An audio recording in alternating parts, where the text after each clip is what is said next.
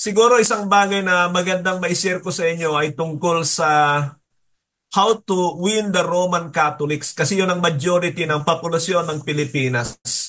Salamat sa Panginoon sapagkat naging kasangkapan na ako sa iba't ibang relihiyon. May mga Mormon, Seventh-day Adventist, meron na ring Muslim na na-convert. Kaya lang nung umalis ako doon sa San Pedro ay hindi ko na alam kung nasaan na yung Muslim na yon, sayang din. At pagkatapos ay itong mga INC, iba't ibang relihiyon, doon ko nakikita na mahalaga na talagang equip tayo sa salita ng Diyos kasi ang pagsishare ng mabuting balita ay iba-iba naman ang circumstances niyan eh. Kung titingnan natin sa Biblia ay ganyan, iba-iba ang pamamaraan o iba-iba ang circumstances. Halimbawa, yung babaeng Samaritana, si Sakeo, si marami basta mga na-convert sa Bible. Pagka sinabing convert ay may tendency na na-regenerate siya talaga. Pero lahat ng na-regenerate ay talagang convert. Yan ang ibig sabihin niyan. Ang convert ay desisyon ng tao na pumihit o umanib at dumikit sa relihiyon o grupo. Pero ang regeneration is the work of the Holy Spirit. Yan yung nasa John 1:13 na born not by the will of man nor in the will of the flesh, sabi niya, but born of God. So ipinanganak siya ng Diyos sa panahon na yan na talagang siya ay na-born again. Iba-iba ang circumstances, ano? So kailangan maging equip tayo. At tama diyan yung sinabi ni Pedro sa 1 Peter 3:15. Always be ready to give an answer to the hope you profess. 1 Peter 3:15. Now, kung lagi tayong handa, equip tayo at sa totoo lang ay maraming hindi nakakapag-share talaga sa salita ng Diyos dahil dito sa Pilipinas ay maraming relihiyoso eh. Minsan ay natatakot tayo na mag-share sa kanila dahil baka matalo pa tayo. Nakakalungkot po yan. Pero napatunayan ko na ito at kapag ka ang Diyos talaga ang gagawa ay iba ang kilos ng Diyos. Malala ko na minsan ay gabi na hawak-hawak ko yung Biblia ko at may isang lalaking lumapit sa akin. Sabi niya sa akin, buksan mo sa ganito, buksan mo sa ganito. Ilang beses niya ako pinagbukas, siguro mga 4 o 5 na pinagbukas ng talata sa Biblia. Ako naman ay sunod ng sunod sa kanya. Baguhan akong Kristiyano noon eh, nagtalagang nagsisikap ako na matuto. Ang Diyos ay gumawa ng paraan nung sabihin niya na pustahan tayo. Sabi ko, alam mo kanina, sunod ako ng sunod sa iyo nung pinagbubukas mo ako ng mga talata. Akala ko totoo ka, pero ngayon ay nakita ko na ikaw ay sugarol pa rin hanggang ngayon. Makikipagpustahan ka sa akin dahil sa Biblia. Sabi ko, hindi ka totoong lingkod ng Diyos. So, lumayo yung taong yan. Anyway, yan ang halaga ng discipleship pagkatapos. Pero mag-focus ako rito sa pagsishare sa Roman Catholic dahil ito ang majority na populasyon ng Pilipinas. Sa aking experience ay hindi sila mahirap na pakitaan ng tama. Halimbawa ay huwag muna nating i-approach sila doon sa kaibahan hanggat maaari. Kailangan munang makita nila na meron tayong similarities sa kanila. Isa lang ito mga kapatid. At usually ay si Kristo ay Diyos, pareho tayo doon, merong Ama, Anak at Banal na Espiritu. Minsan ay nagpupuhunan ako doon sa pagkakataon na ganon. And then pagkatapos ma-identify na magkapareho tayo ng mga ilang doktrina tungkol sa bagay na yan, ang ginagawa ko ay babalik ako sa relasyon. At ang tanong ko sa kanila ay, kilala mo ba talaga ang Panginoon? So, yun ay mahalaga na. Dahil dito ay makikita niya ang kanyang sarili na kumikilala sa Panginoong Yesus at magkapareho tayo ng doktrina, may Ama, may Anak, may Espiritu Santo. Pero ang kulang sa kanila ay yung pagkakilala sa Panginoon. At sabi nga ng Biblia na there is life in knowing Christ. John 17:3. This is eternal life, that they may know you as the only true God and Jesus Christ whom you have sent. So, doon na ako nagpupuhunan. Pwede itong diretsahin na wala yung mga ilang circumstances. Halimbawa ay magtatanong ka. Dito na rin papasok yung kapag ka na-identify na natin na magkapareho tayo ng mga pananaw sa ilang bagay, medyo kampante na sila dyan eh. Na si Kristo pala ay Diyos, na may Ama, may Espiritu Santo. At ang problema ay, kilala mo ba ang Panginoon? So sana nakikita nyo yung idea ko. Halimbawa ay aakyat ako sa jeep nung araw at kunwari palingalinga ako at kapag ka nakikita ko ng tao doon ay tatanungin ko, pwede po bang magtanong? At sa Pilipinas ay hindi po, wala pong sumasagot halos ng hindi pwede. Siyempre naman, opo. Akala nila kung ano itatanong mo eh. At ang tanong ay, kilala mo ba ang Panginoong Yesus? So, pupunta kayo rito sa bagay na ito. Kilala mo ba ang Panginoong Yesus? At ang kalimitang sagot ng mga Roman Catholic ay, siyempre naman, oo naman.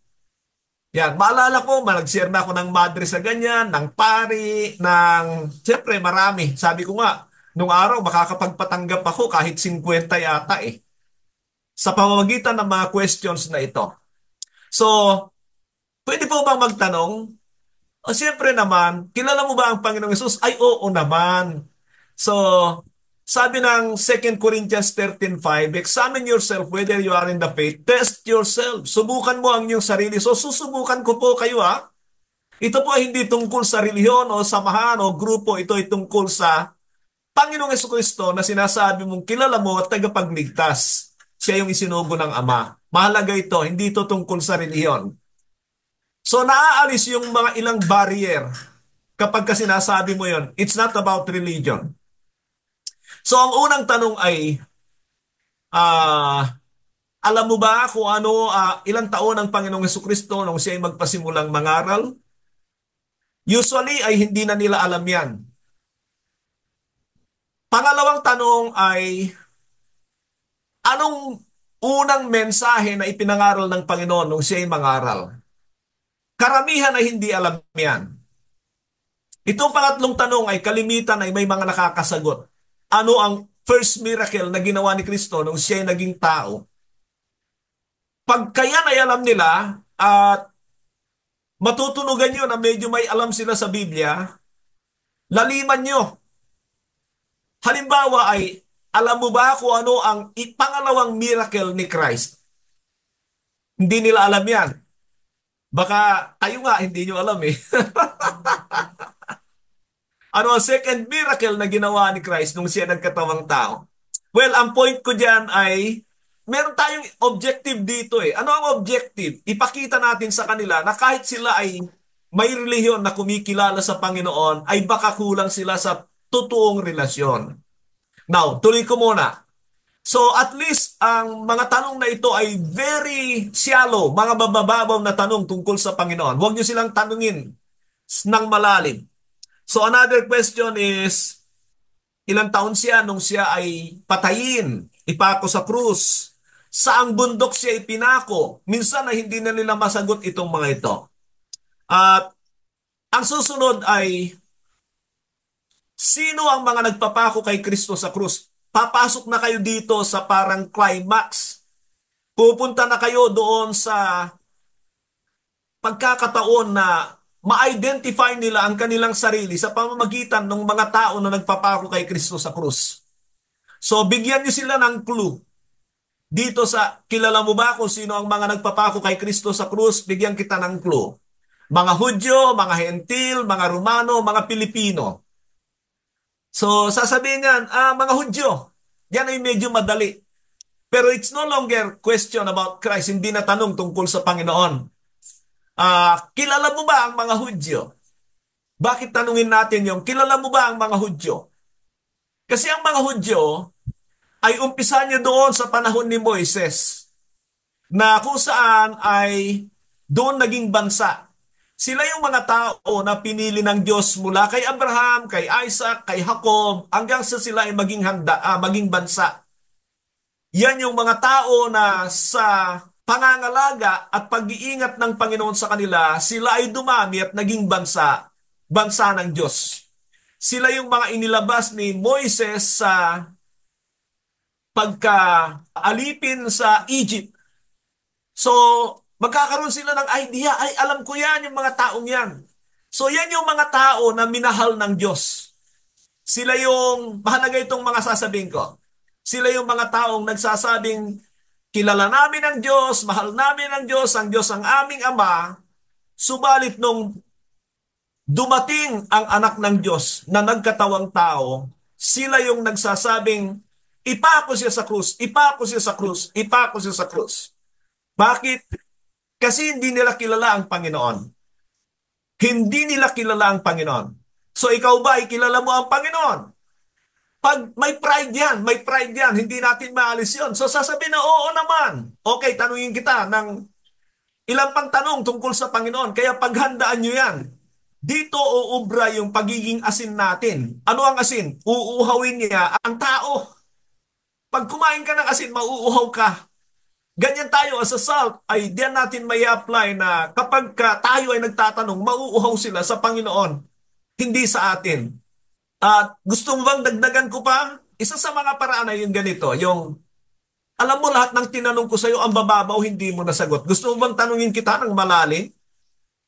Subukan natin. Ano yung malalim na tanong? Ano ang kaugnayan ni Kristo sa bato na pinukpok ni Moises sa ilang? Yan. Hindi nila alam yan. Mga malalalim na tanong yan. Pero ano ang ginagawa ko? Ang ginagawa natin sa puntong ito ay makita nila ang kanilang sarili na kahit sila'y lumaki sa relihiyon, ay hindi pala nila kilala ang Panginoon. At yan ang problema. So, nakikita mo ba na kahit ikaw ay lumaki sa relihiyon, ilang taong ka na? Yan ang kalimitang tinatanong ko. Ilang taong ka na? Minsan ay 30, minsan ay 40, minsan ay sabihin natin 20. Ilang taong ka na sa relihiyon mong yan? Ay, mula kapanganakan. Kasi kalimitan ganon. Mula kapanganakan, ako ay Roman Catholic na. Okay. Ikaw ay 20 years na, 30 years na. Diyan sa relihiyon mong yan. Yung kinikilala mo na tagapagligtas, Diyos na nagkatawang tao, yung kinikilala mong Diyos mo ay hindi mo kilala. At alam mo ba na kalimitan, ang relihiyon ay kasangkapan para takpan ang ating mata tungkol sa Diyos.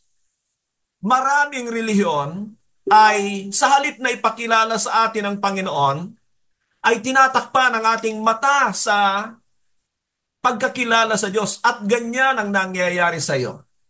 Kalimitang tinatanong ko ito, papayag ka ba na next year, yung kinikilala mong Diyos, yung kinikilala mong tagapagligtas, yung nagkatawang tao para sa iyo, yung namatay para sa iyo, ay hindi mo pa makikilala? Ang sagot niyan, sigurado, hindi. Pero wala naman siyang pamamaraan. Ngayon, ay yan ang gusto kong itulong sa iyo.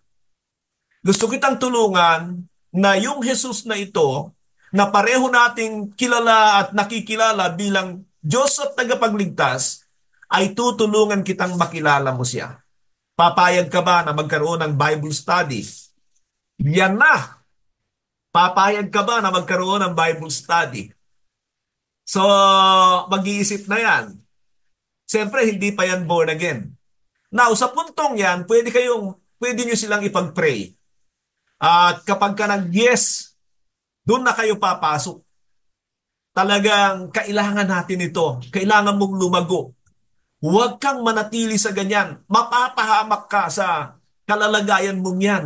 Meron kang relihiyon na hindi pinakilala sa iyo ang tagapagligtas, sa halip tumanda ka na tinatakpan ang iyong mata dahil sa paniniwala na akala mo dahil may relihiyon ka ay kilala mo na ang Panginoon, pero hindi. Ganyan din ako nung araw.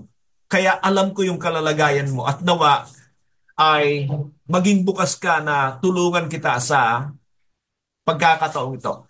So tingnan nyo, hindi yan lulusot. Wala akong nakita na Roman Catholic na kaya nilang ipagtanggol ang kanilang relihiyon. Masusukol at masusukol sila kahit sa anong approach, anong idea, anong pinag-uusapan, kasi mali talaga yan eh. Yun ay kung alam natin kung paano natin dalhin yung conversation, yung pagkikipag-usap. Yun ang mahalaga doon eh. Kaya nga sabi ng Biblia, always be ready to give an answer to the hope we profess. So again, wag natin silang itaboy kasi pag ginawa natin yon ay lalayo talaga yan. Ang gawin natin ay i-identify muna natin ating mga sarili na si Kristo ay kinikilala rin nating Diyos, siya ay anak ng Diyos, siya ay nagkatawang tao at siya ay namatay para sa ating kasalanan. I-identify natin, ang clue ay i-identify natin ang ating sarili sa kanila. Huwag natin silang itaboy mula sa atin.